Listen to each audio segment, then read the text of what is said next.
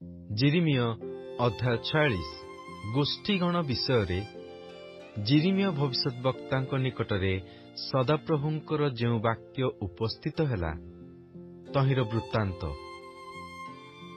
मिसर विषय जोसियर पुत्र जिहुदार राजा जिहोयाकिमर अधिकारर चतुर्थ वर्षरे बाबिल राजा नबुकदनेस्सर मिसरर राजा फारनखोर जो सैन्य सामंत को पराजय कला फरात नदी निकटस्थ कर्कमिस्रे उपस्थित सही सैन्य सामंत विषयक कथा।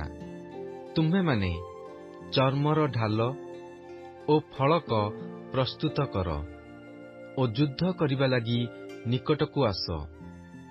हे अश्वारोही माने तुम्हे माने अश्वगण को सज्जित करी आरोहण कर ओ मस्तकर टोपर पिंधि सम्मुखरे ठिया हुओ। वर्षा चिक्कण कर सांजुआ पिंध आम्भे सेमानकु उद्विग्न ओ पछकु फेरी जिबार काहींकी देखिअछु। सेमानंकर वीरगण परास्त होइअछंती ओ शीघ्र शीघ्र पलाई पछकु अनाउ नाहांती। चतुर्दिगरे आशंका अछि एहा सदाप्रभु कहंती। द्रुतगामी पलायन न करू कियबा वीर रक्षा न पाऊ। उत्तर दिगरे फरात नदी निकटरे सेमाने झुंटी पड़िअछंती। नील नदी परी जे उठुअछि जाहार जलराशि नदी समूहर तुल्य उत्क्षिप्त हेउअछि से किए? मिसर नील नदी तुल्य उठुअछि ताहार जलराशि नदी समूहर तुल्य उत्क्षिप्त हेउअछि। आउ से कहुअछि मु उछुली उठिबी मु पृथ्वी की प्लावित करिबी मु नगर ओ तनिवासी मानंकु नष्ट करिबी।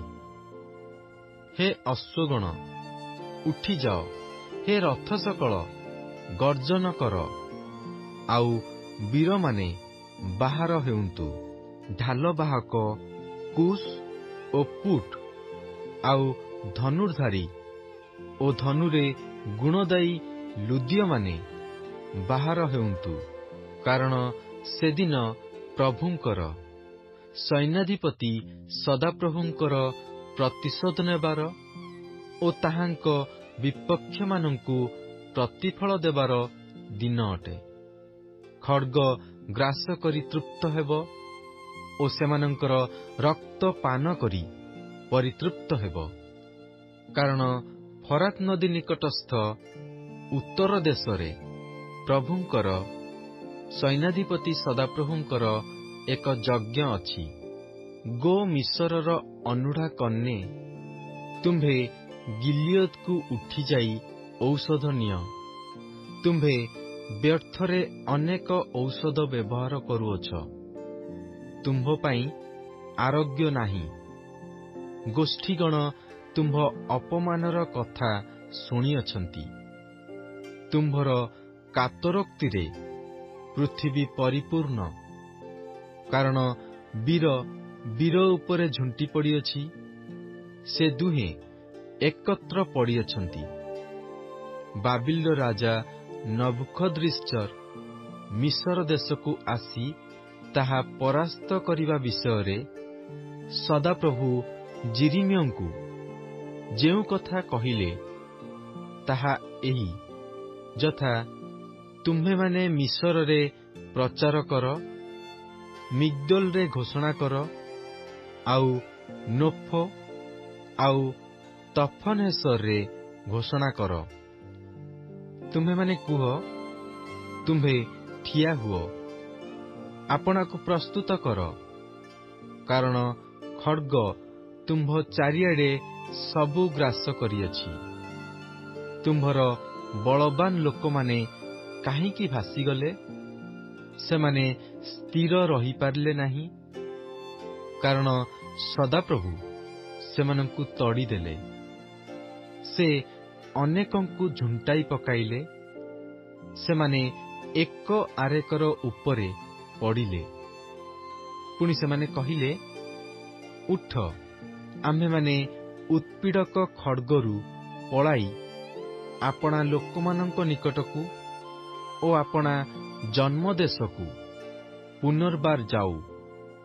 ସେ ସ୍ଥାନରେ ଲୋକମାନେ ଉଚ୍ଚଇ ସ୍ୱରରେ କହିଲେ, ମିଶରର ରାଜା ଫାରୋ ଶବ୍ଦ ମାତ୍ର, ସେ ନିରୂପିତ ସମୟ ବହିଯିବାକୁ ଦେଇଅଛି।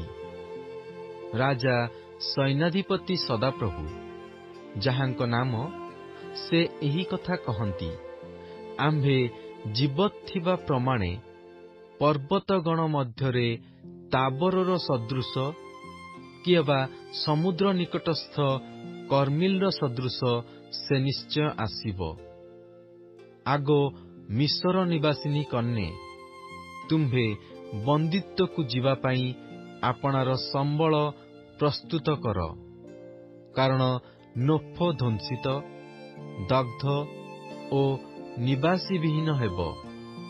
ମିଶର ଅତି ସୁନ୍ଦରୀ ତରୁଣୀ ଗାଭୀ, ମାତ୍ର ଉତ୍ତର ଦିଗରୁ ବିନାଶ ଆସିଅଛି, ତାହା ଆସିଅଛି। ଆହୁରି ମିଶରର ମଧ୍ୟବର୍ତ୍ତୀ ବେତନଗ୍ରାହୀ ଲୋକମାନେ ଗୋଶାଳାର ଗୋବତ୍ସ ତୁଲ୍ୟ, କାରଣ ସେମାନେ ମଧ୍ୟ ଫେରିଯାଇଅଛନ୍ତି। ସେମାନେ ଏକତ୍ର ପଳାଇଅଛନ୍ତି, ସେମାନେ ସ୍ଥିର ହୋଇ ରହିଲେ ନାହିଁ, କାରଣ ସେମାନଙ୍କର ବିପଦର ଦିନ, ପ୍ରତିଫଳ ପାଇବାର ସମୟ ସେମାନଙ୍କର ନିକଟରେ ଉପସ୍ଥିତ ହେଲା। ଶତ୍ରୁମାନେ ସୈନ୍ୟ ସହିତ ଅଗ୍ରସର ହେବେ ଓ କାଠ କଟାଳିମାନଙ୍କ ପରି କୁରାଢ଼ୀ ନେଇ ତାହା ବିରୁଦ୍ଧରେ ଆସିବେ। ତହିଁରେ ତାହାର ଶବ୍ଦ ସର୍ପତୁଲ୍ୟ ଅଗ୍ରସର ହେବ। ସଦାପ୍ରଭୁ କହନ୍ତି, ତାହାର ଅରଣ୍ୟ ଅଗମ୍ୟ ହେଲେ ହେଁ ସେମାନେ ତାହା ହାଣି ପକାଇବେ, କାରଣ ସେମାନେ ପଙ୍ଗପାଳ ଅପେକ୍ଷା ଅନେକ ଓ ଅସଂଖ୍ୟ ଅଟନ୍ତି। ମିଶରର କନ୍ୟା ଲଜ୍ଜିତା ହେବ, ସେ ଉତ୍ତର ଦେଶୀୟ ଲୋକମାନଙ୍କ ହସ୍ତରେ ସମର୍ପିତା ହେବ।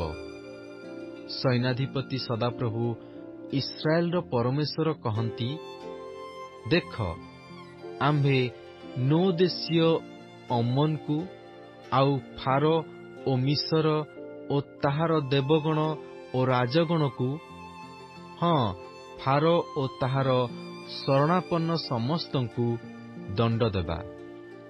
ପୁଣି ସେମାନଙ୍କର ପ୍ରାଣନାଶର ଚେଷ୍ଟାକାରୀ ଲୋକମାନଙ୍କ ହସ୍ତରେ ଓ ବାବିଲର ରାଜା ନବୁକଦନେସ୍ସର ଓ ତାହାର ଦାସମାନଙ୍କ ହସ୍ତରେ ଆମ୍ଭେ ସେମାନଙ୍କୁ ସମର୍ପଣ କରିବା। ପୁଣି ସଦାପ୍ରଭୁ କହନ୍ତି, ତହିଁ ଉତ୍ତାରେ ସେ ଦେଶ ପୂର୍ବ କାଳର ନ୍ୟାୟ ବସତି ସ୍ଥାନ ହେବ। ମାତ୍ର ହେ ଆମ୍ଭର ଦାସ ଯାକୁବ, ତୁମ୍ଭେ ଭୟ କର ନାହିଁ, କିଏବା ହେ ଇସ୍ରାଏଲ, ତୁମ୍ଭେ ନିରାଶ ହୁଅ ନାହିଁ। କାରଣ ଦେଖ, ଆମ୍ଭେ ଦୂରରୁ ତୁମ୍ଭକୁ ଓ ବନ୍ଦିତ୍ୱ ଦେଶରୁ ତୁମ୍ଭ ବଂଶକୁ ଉଦ୍ଧାର କରିବା। ତହିଁରେ ଯାକୁବ ଫେରିଆସି ନିର୍ଭୟ ଓ ନିଶ୍ଚିନ୍ତରେ ରହିବ ଓ କେହି ତାହାକୁ ଭୟ ଦେଖାଇବ ନାହିଁ। ସଦାପ୍ରଭୁ କହନ୍ତି, ହେ ଆମ୍ଭର ଦାସ ଯାକୁବ, ତୁମ୍ଭେ ଭୟ କର ନାହିଁ, କାରଣ ଆମ୍ଭେ ତୁମ୍ଭ ସଙ୍ଗରେ ଅଛୁ। ଯେଉଁମାନଙ୍କ ମଧ୍ୟକୁ ଆମ୍ଭେ ତୁମ୍ଭକୁ ତଡ଼ି ଦେଇଅଛୁ, ସେହି ସବୁ ଗୋଷ୍ଠୀଙ୍କୁ ଆମ୍ଭେ ନିଶେଷ ରୂପେ ସଂହାର କରିବା। ମାତ୍ର ଆମ୍ଭେ ତୁମ୍ଭକୁ ନିଶେଷ ରୂପେ ସଂହାର କରିବା ନାହିଁ। ତଥାପି ଆମ୍ଭେ ତୁମ୍ଭକୁ ବିବେଚନାପୂର୍ବକ ଶାସ୍ତି ଦେବା ଓ କୌଣସି ମତେ ତୁମ୍ଭକୁ ଅଦଣ୍ଡିତ କରି ଛାଡ଼ିବା ନାହିଁ।